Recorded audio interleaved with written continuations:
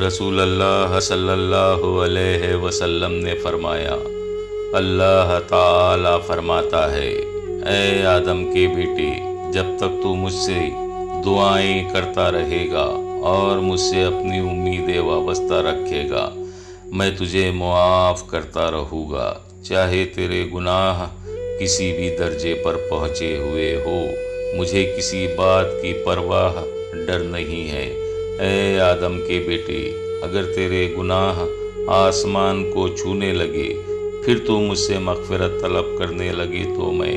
تجھے بخش دوں گا اور مجھے کسی بات کی پرواہ نہ ہوگی۔ اے آدم کے بیٹے، اگر تو زمین برابر بھی گناہ کر بیٹھے اور پھر مجھ سے مغفرت طلب کرنے کے لیے ملے، لیکن میرے ساتھ کسی کا شرک نہ کیا ہو، تو میں تیرے پاس اس کے برابر مغفرت لے کر آؤں گا اور تجھے بخش دوں گا۔